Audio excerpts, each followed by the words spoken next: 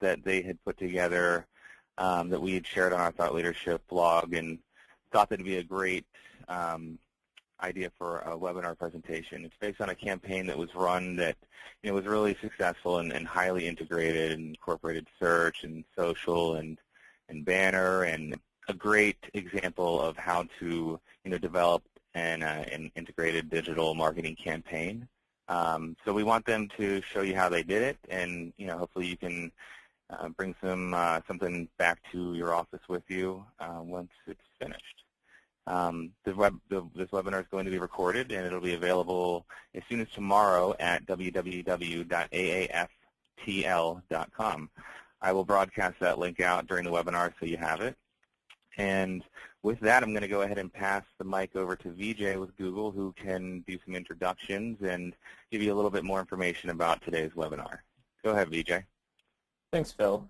So as Phil mentioned, my name is Vijay Singh. I'm a product marketing manager here at Google, and I specifically work on strategy and insights for the brand advertising market.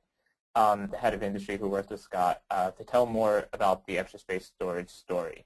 The reason that we picked them for a case study is they're a great example of a client who's gone all in on digital and seen the results that can happen. They've really taken to digital and created a unique brand and space for themselves through their advertising. By working across different channels, they were able to achieve some amazing goals, and they've been a great partner to us throughout the time we've worked with them. So without further ado, I'm going to hand it off to Scott and Matt and let them introduce themselves.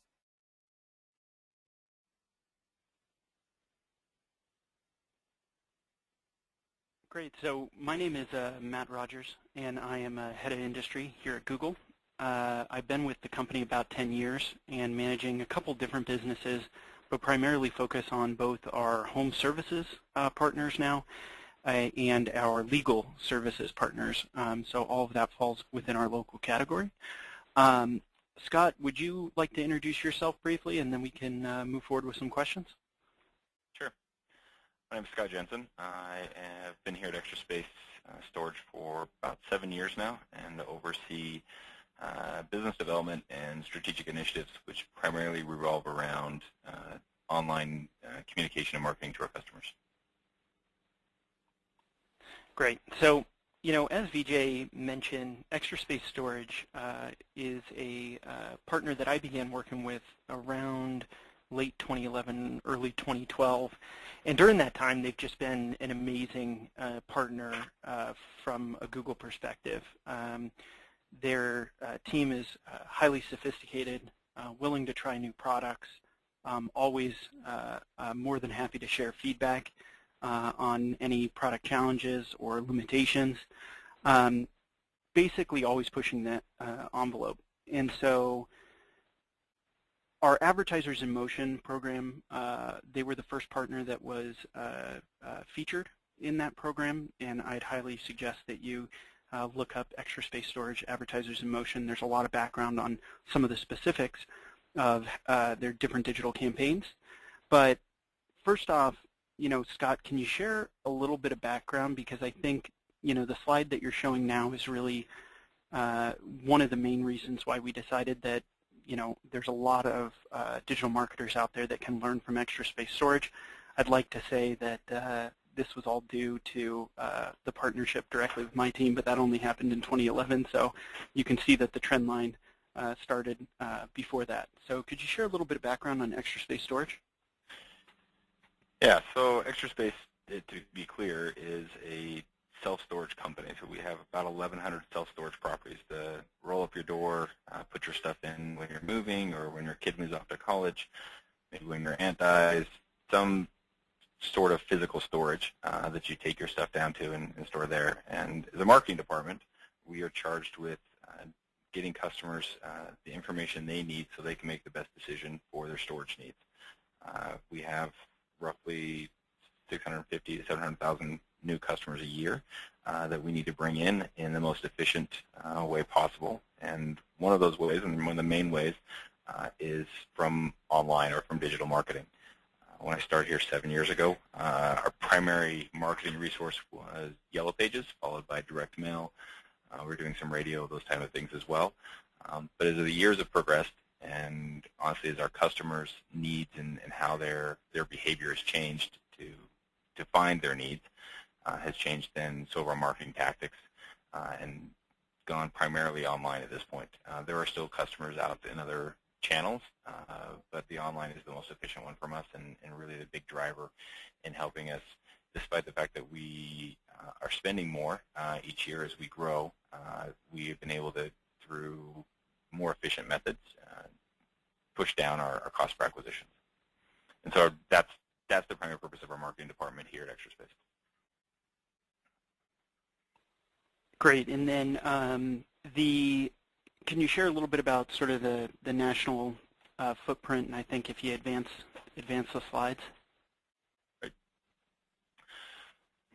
So we are, as I said, we are what's called a REIT, a real estate investment trust, publicly traded, and we are in 34 different states. And from here, you can kind of get an idea of where we're located, primarily on the coasts, where homes tend to be a little bit smaller. People don't have basements frequently, and they need someplace to store their extra goods or valuables. We have a couple of different types of customers. People who use us short-term for a month or two. Some people who may use us for, say, 7 to 10 or 12 months, and then some people who use us as kind of an extension of their home where they store their Christmas decorations, or their businesses where you have attorneys or doctors storing customer files. You have landscapers that maybe that's just where they keep their landscape equipment. They come back and forth every single day. The product that we offer. So we have a pretty big spread, but the difference here, and where I think we'll get into in just a minute, is we think of this more of running 1,100 locally operated businesses, because our customers in general live within about a 5-mile radius of one of our facilities. In fact, if you were to exclude out all of our online customers, our average customer lives within about a 4.2-mile radius of our facilities. Now that changes by facility a little bit, but if you look at just the customers that come to us from a digital perspective or an online perspective, that radius increases to about 5.4% on average. So it increases our market share by allowing us to go out and capture new customers and additional customers that we wouldn't normally get. But we have to look at it on a local basis, like I said. So we're looking at the individual property, what its address is, what is the sociodemographics of the customers around that individual property, how does that change throughout the year, and I think we'll get into that a little bit as well. But give us a good start. Perfect base, perfect base. So you mentioned a little this arc for ExtraSpace and the folks internally to sort of get their head around that user behavior is changing. We need to change with it, and not only change with it, but we need to be ahead of that curve. Yeah, I get this question a lot, and in fact, I think you and I were even talking about it earlier this week, that we, from our standpoint, and we kind of joke that ExtraSpace is kind of too big to be small and too small to be big, in that we can get our data together really quickly and easily, relatively speaking, and measure things. And so as online started to come on and we started to see customer behavior change to that's where they were going to find a unit, pick what they needed, then we started to measure it. And obviously digital marketing is a lot easier to measure than Yellow Pages for a number of different reasons. Even with things like tracking numbers and going out and kind of measuring those things, which we did quite a bit of. At one point, our Yellow Page spend exceeded, well, I guess to take a step back, self-storage in excess of $10 million a year at one point. A piece which is more than the average lifetime value of a customer in that particular market there a minute ago, when we've been able to push those down from a little under $200 to now well under $100, it made sense for us. And fortunately here at ExtraSpace, there's not a lot of people who just say, well, I think this is how it should do or how we should do it. The numbers really let you speak, and you go out and prove something and show the value there, then that's what we'll go with. Perfect. So one of the things that you just mentioned, lifetime value of a customer, and really the type of success that I think that you guys have seen, starting with really understanding that every customer presents a different value to your business, and as soon as you can understand that value and then systematically go out and find more of those high-value customers, then pay for a rotating series of folks. Can you talk a little bit about lifetime value and how you and your team went about understanding, that value for Extra Space? Sure. So it does start with the lifetime value of a customer. I think a lot of people, even before that, we were looking at, hey, what's the cost per acquisition, or what's our marketing spend, what's our ROI, without really understanding that. So we went back and started looking at, hey, let's look at how long does somebody stay, what size unit do they take. In our case, rent per square foot, for example, in Denver, Colorado, where we have a number of properties, is probably in the $9.50 to $10 range. But in Alexandria, Virginia, it's closer to $33. And that's to say for every square foot of rented space that we would get $33 a year in rent coming back. And multiply that by 60,000 to 80,000, 120,000 square foot properties, and it starts adding up.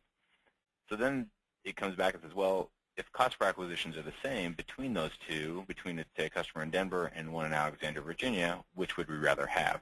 Well, we'd rather have the one in Alexandria because the margins are much higher, right? So we started looking at it a little bit from that perspective of how do we determine lifetime value, and so we threw in a bunch of things like what's the projected revenue for this customer, what's the expense ratio, the conversion rate on the web, a whole bunch of things we kind of threw in, and then did some calculations and correlations to see what matched up to help us determine that. And it takes us to slides like this, where we're looking. This is for the central LA market, where we have probably, I think, 16 or 18 properties there in kind of the greater Los Angeles area. And along the bottom here, we have the blue, which is the sum of conversions over a 4-year period. And so that's why you're looking at weeks of the year. It starts at 2 and goes through 52 because it's aggregated over 4 years. And we started saying, okay, what's the volume? And you can see there's definitely some seasonality here. You get towards the middle of the summer, and week 27 is our week of our highest rentals. But then we matched on top of that the lifetime value of a customer, actual average lifetime value. And you can see that there are some shifts in that. And while week 27 is maybe our highest volume week of the year, it's not necessarily our highest lifetime value week. In fact, that's closer to week 15, which correlates much more closely with Memorial Day. And so people who are coming in there are staying for a little bit longer. Now, if you were to take the same graph and do it for, say, Chicago or for Boston, it would be much different, significantly different.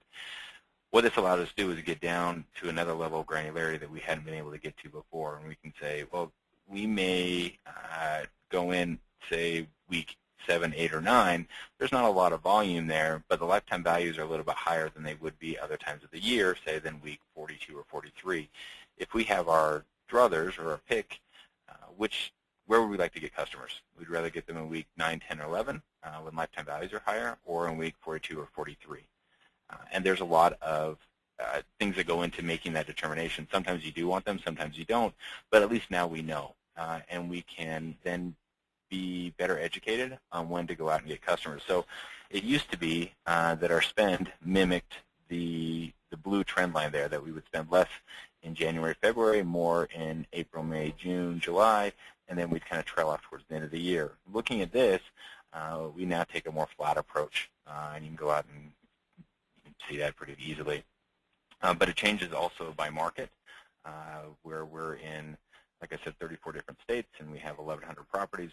We actually change this by individual properties as we go along, based in part to some things I think we'll talk about in a minute, but our campaign structure and being able to really kind of drill down to an individual site level, again, going back to what I said initially, which was our customers live within a 5-mile radius of one of our properties. We need to get to them individually and kind of manage that individual market. Perfect, yeah.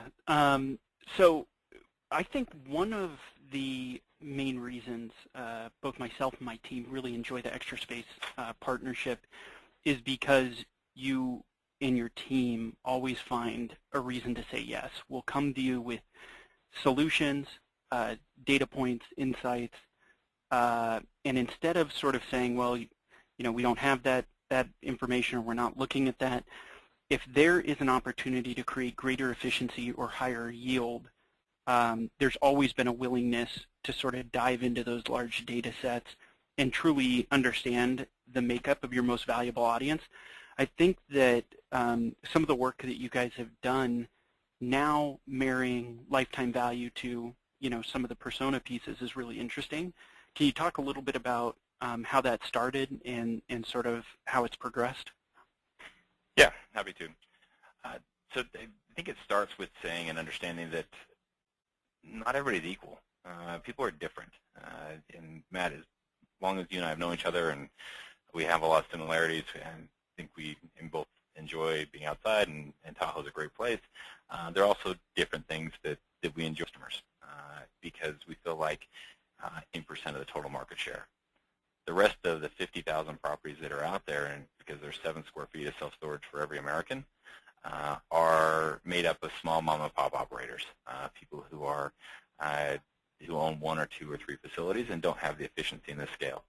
Understanding the environment that we're working in, which is that kind of our competition that way, then we know the way we can be more successful is by being more efficient and by taking the data that we have, which is really what we consider to be an asset of ours and a strategic advantage, and applying it to going out and finding the best customers. So in this case, understanding those 2 things, one, that who our customers are from in what kind of information they need to make the best decision, as well as that not everybody's the same and they make decisions differently, then we start to look at things like personas.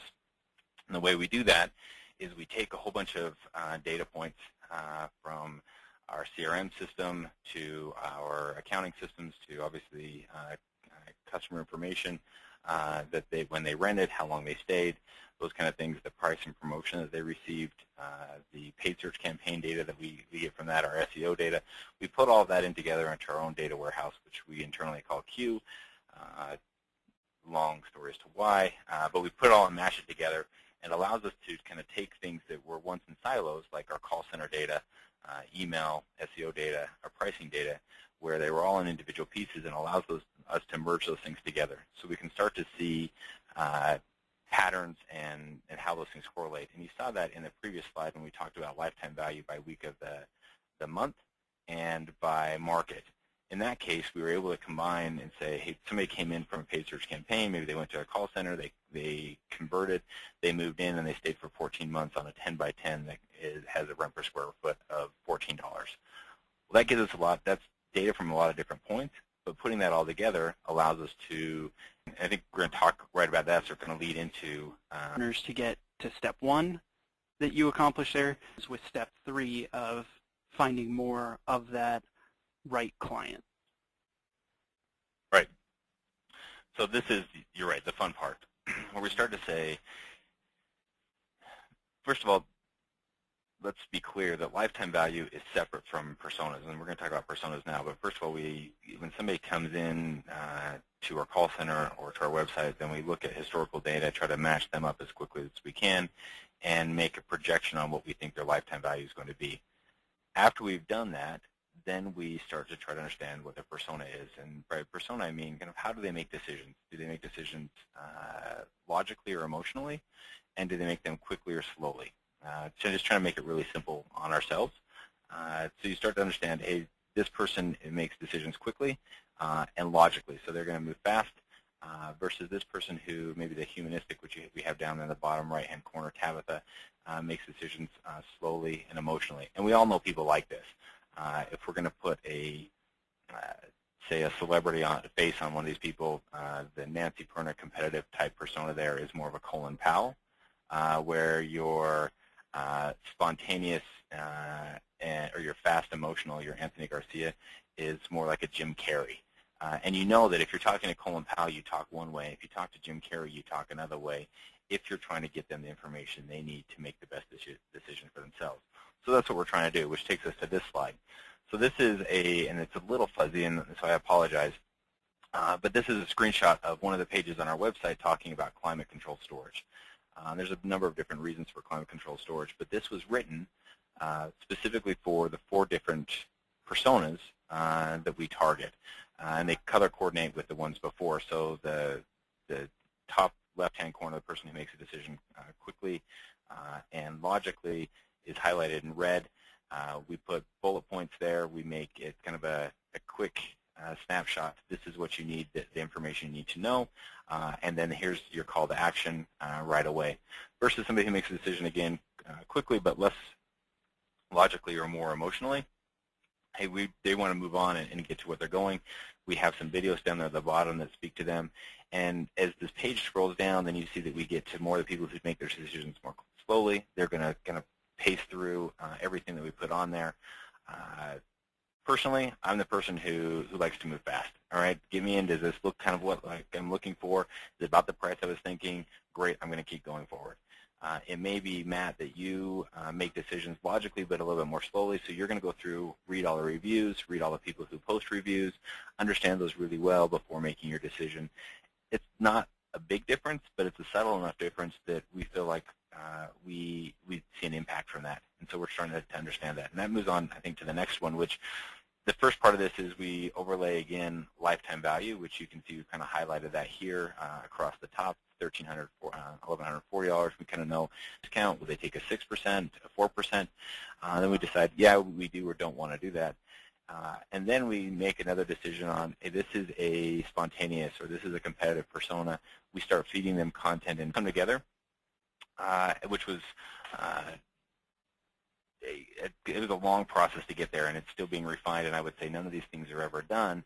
But we have been working on that for 2.5, 3 years when enhanced campaigns came along. Being kind of with bated breath to say, hey, you know, there's a better way, because everything we've been doing has been on-site. It's been waiting for somebody to get to us. We think we can be smarter about this if we can go out and target our customers even before they come into our site, which is kind of the way we look at enhanced campaigns. So the first piece is you have a bid there. And with enhanced campaigns, we can go in and say, hey, we want to do a bid based on location, gender, and then age. And we match that up to our existing customer database of, hey, we know that people, male 65 plus at this particular facility or this particular zip code even, searching now equal this lifetime value.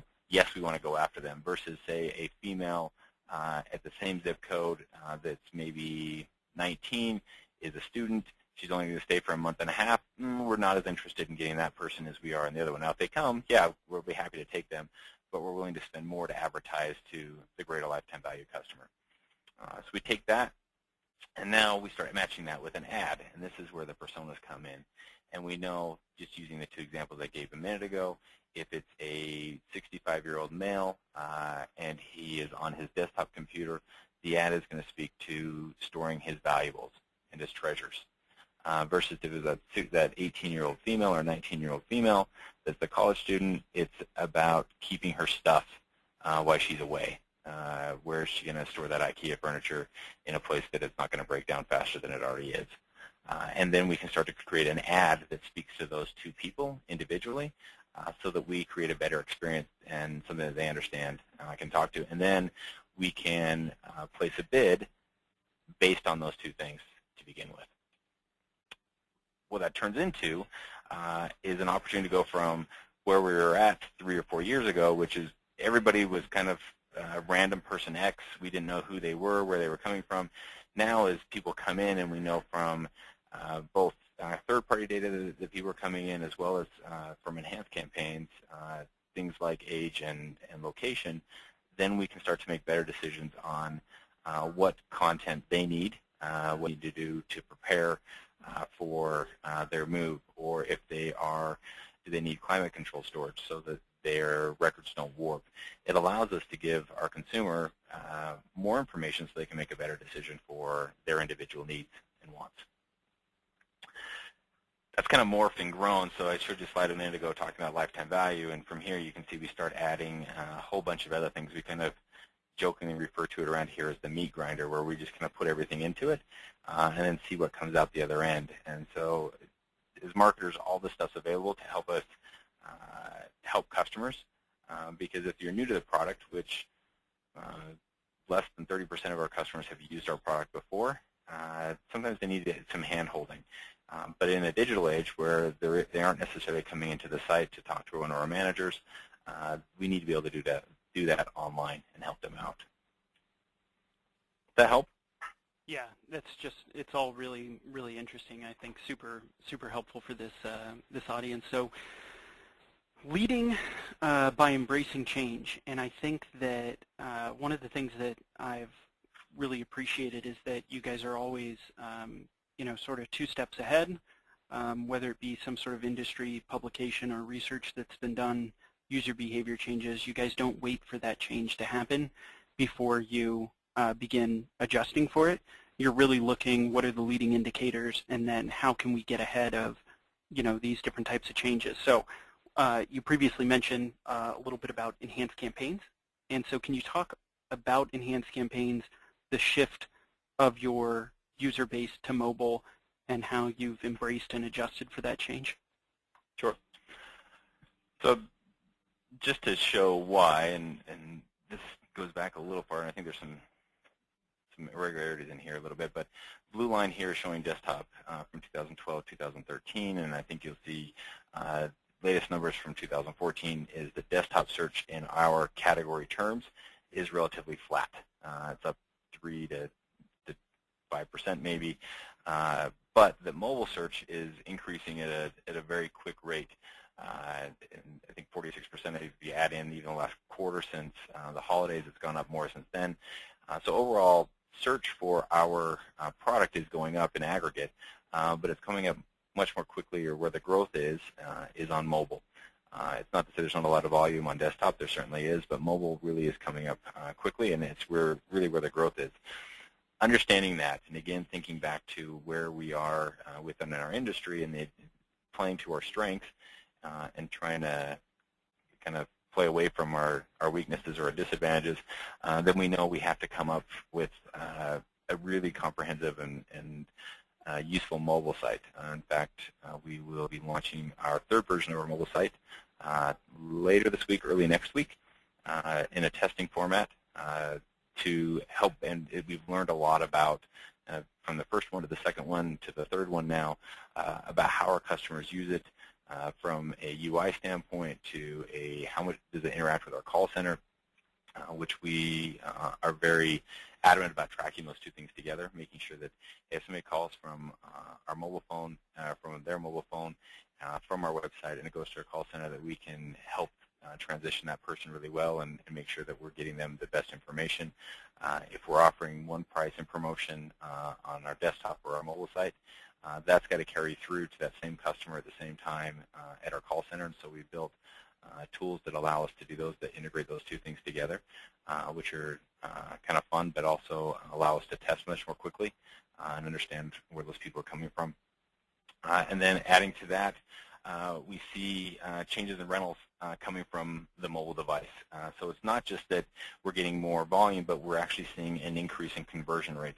As I said before, you can reserve online, but you actually have to move in before Extra Space gets paid, kind of like a hotel or a car rental.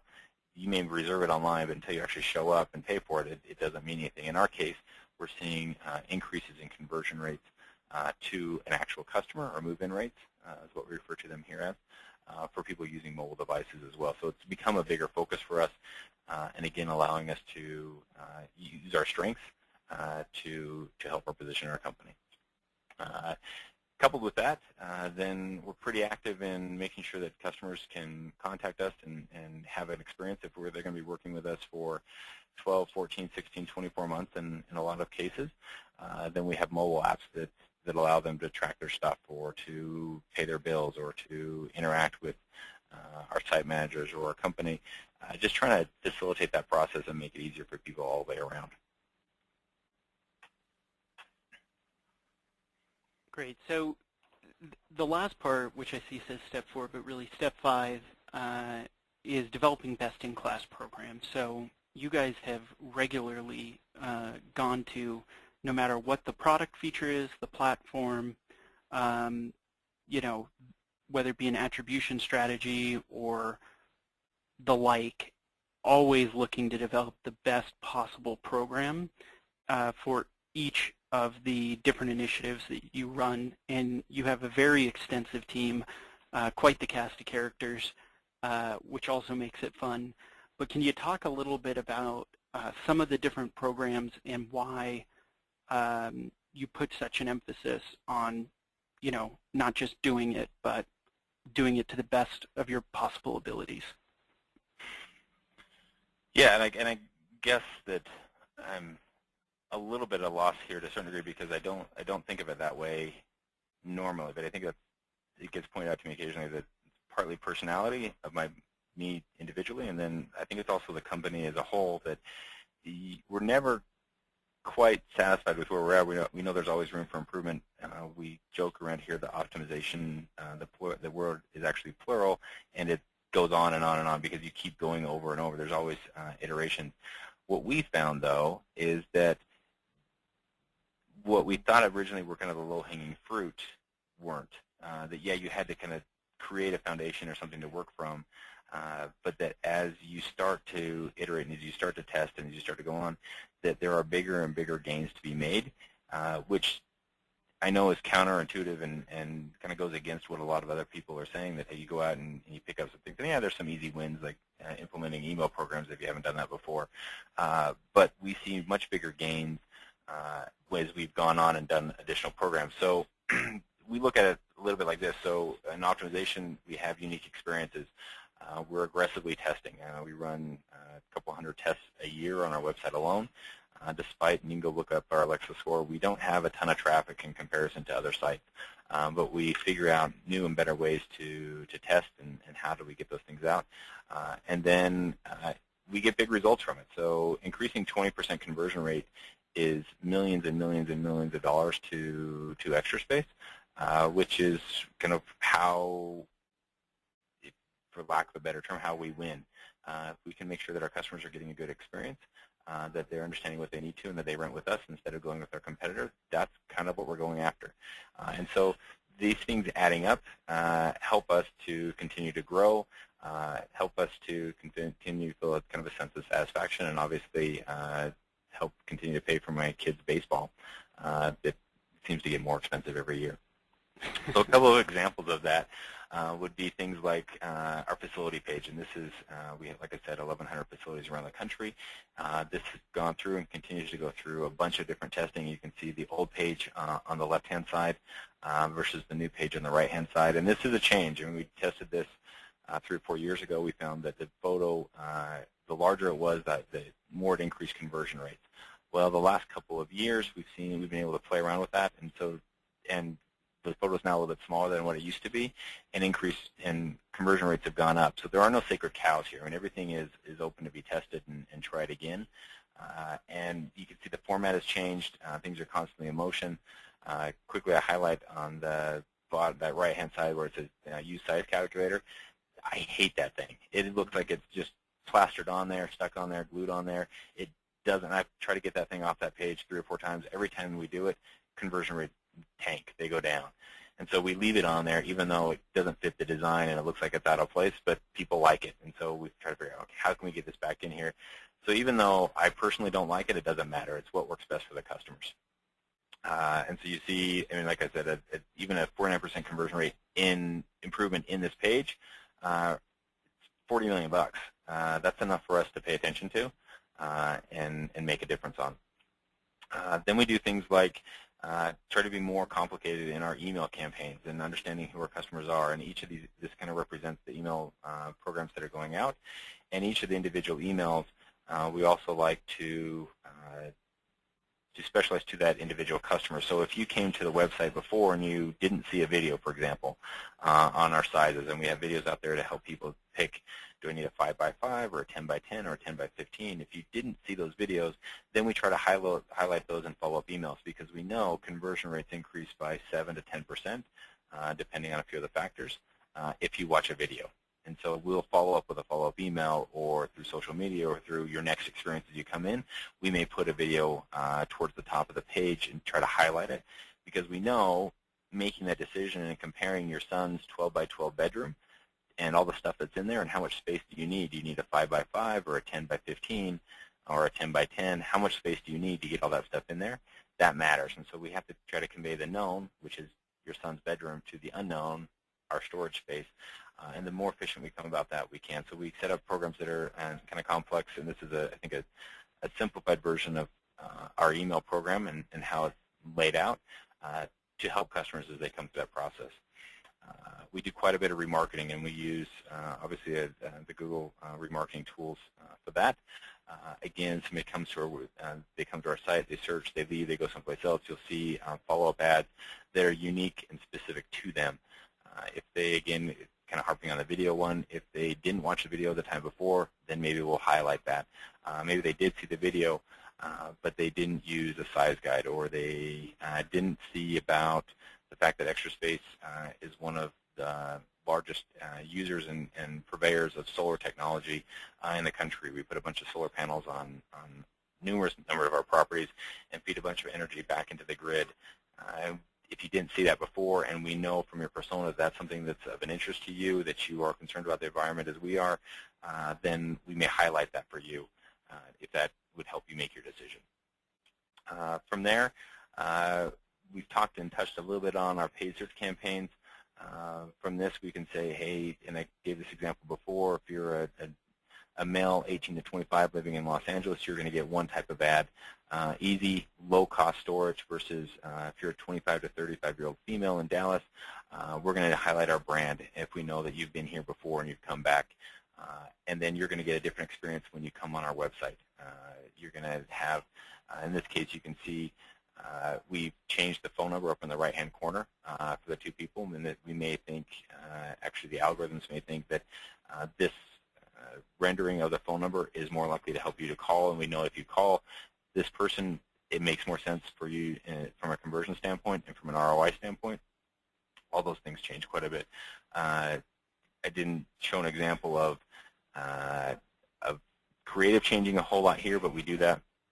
And you can see a little bit, if you compare the top from the bottom, where we've got a featured location for this person and a price that's highlighted a little bit differently than the person down below. All those things go into increasing our conversion rates by helping our customers, giving them information that they need. You know that if you go to your mom and you ask for one thing that when you were a kid, you would ask in one way, versus if you ask your dad for something, you may ask in a different way. Because you knew they would understand you better. It's the same case here. We know customers are different. They want information differently. We want to be able to give it to them in a way that they can understand it. We do think that branding is important. You kind of see us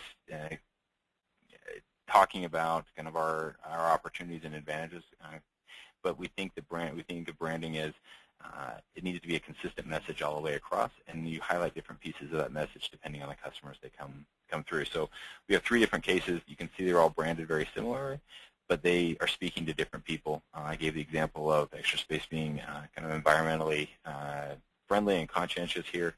We have a whole campaign that goes out and talks about that to our professional, tech-savvy, and green consumers versus maybe the mom who's responsible for her family, trying to get worry-free, being kind of service-driven, disarming to this can be intimidating. How do we speak to people differently?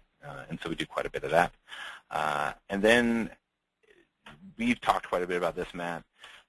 We have an entire social media campaign, and I don't necessarily think of YouTube as entirely social media, but it is an awareness piece as well as an information piece. And it probably in our case leans more towards the informative piece because of the nature of our product and people not knowing what it is. So our own channel out there that we have a bunch of videos, you'll see that we have a fair number of that hopefully provide customers with information that they need. We direct people to them all the time. They link back and forth between our website, how-to videos, and you can see some of the numbers here and what happens from people when they watch those versus if they don't. And so we encourage that and try to integrate that into our approach. From a social standpoint, we are very active, and I'm shocked actually because I think this number is a little bit out of date at the number of Facebook and Twitter followers we have, which is why somebody engaged with their social media or with their self-storage company at first was kind of befuddling to me, to use my grandma's word. Now I kind of get it. We have their stuff. They want to make sure it's secure. We give a lot of tips out there on, hey, how do you best store your wedding dress to make sure that nothing happens. You want to, it depends on where you're at, you want to keep it in a box that's sealed up off the floor, maybe away from the wall, so the condensation maybe doesn't get to it at all. Those kind of things are constantly out there, and we try to provide a value there that all integrates and comes back to the same brand piece. All right, I think that's the last of that question. What other questions can I answer for you? Yeah, so, really appreciate you, being so open with all of your insights. I think they're really, really interesting. Personally, I love the YouTube channel, and definitely recommend some folks that are on the call that haven't been to it to check it out, because it is something where you guys realized, hey, we can upload these videos for free. It can be an excellent database for people to learn about our company, learn about the services, the offerings, etc. And you've done an excellent job, curating the content on that page. I do think that we have maybe a couple of questions, so why don't we turn it over to Vijay and see if there's some specific items that we can answer for the group.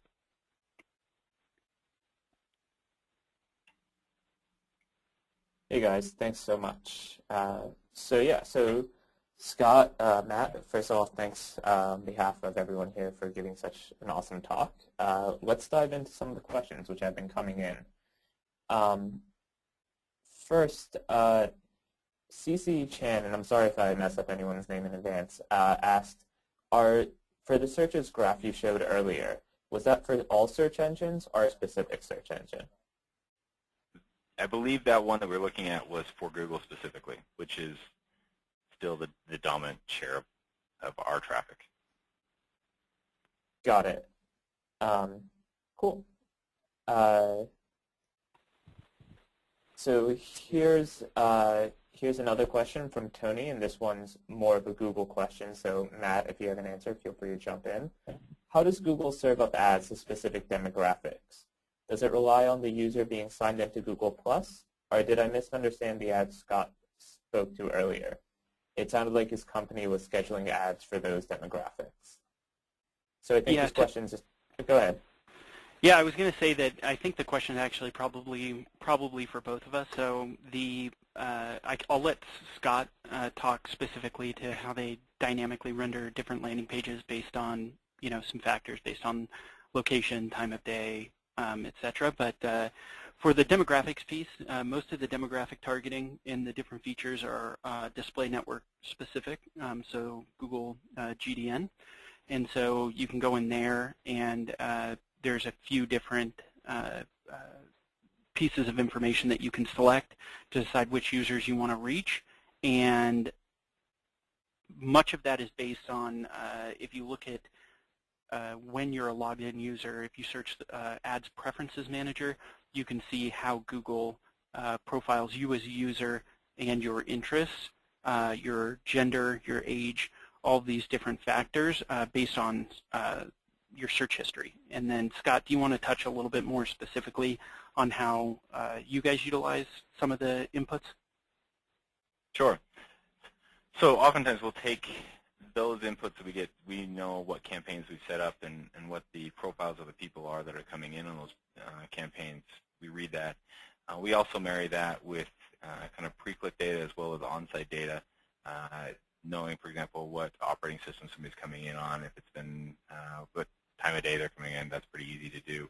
The speed of their computer, to match that up against past customers and what information or what kind of content or creative played well with them in the past, to then test and reserve that again to them in a dynamic landing page now. We may say, for example, the example I showed, that a 65-year-old male, kind of intuitively, maybe we need to make the font size a little bit larger as they come in.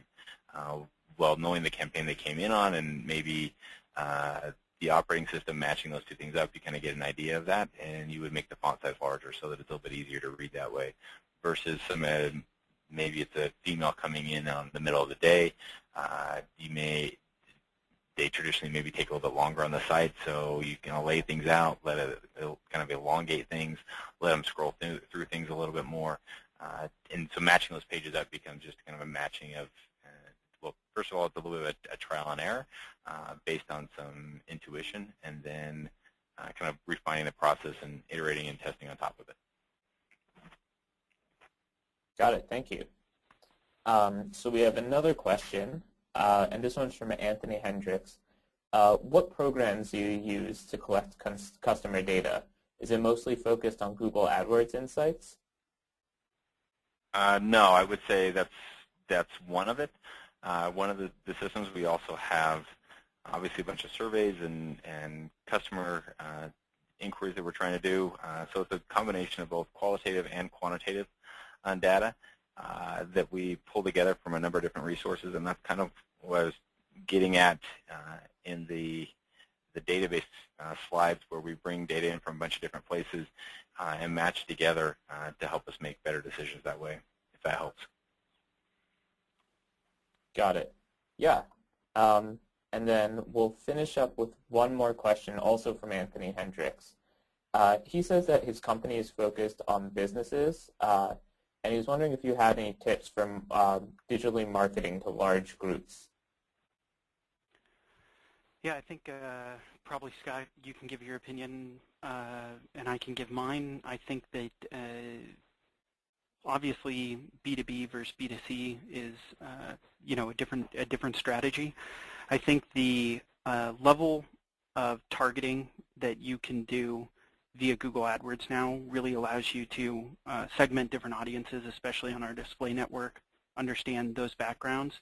And the closer that you can get to doing what, some of the work that Scott and team have done in truly understanding the right audience, the right consumer, the right customer for your business, the better job that you can do leveraging all of the different levers that are now made available to you via, a platform like AdWords to segment the type of audience that you're attempting to reach out to.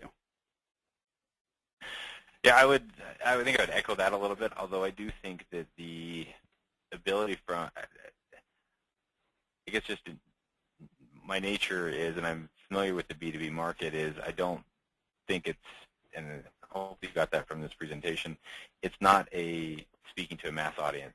You've got to speak to the individual. And I think in the B2B environment, it's almost easier because people have LinkedIn accounts, they have Google Plus accounts, and there's a lot of tools and some emerging tools out there right now to help you understand, hey, this person is who would be making, who's the decision maker for this company, that automate that whole process and will create lists and content, and and what they've purchased in the past. In some ways, I think there's more data to work from on that standpoint, but I wouldn't be speaking to a big audience. I'd be trying to speak to individuals. Got it. Thank you. Well, thank you everyone for coming. Thank you again to Scott and Matt for giving such a great talk, and thanks to Phil and the AAF for hosting us. As Phil said, this webinar will be recorded and will be put up on www.aaftl.com, I believe. But yeah, thank you so much to everyone for coming, and have a great day. Thanks for having me. Thanks. Thanks, Scott.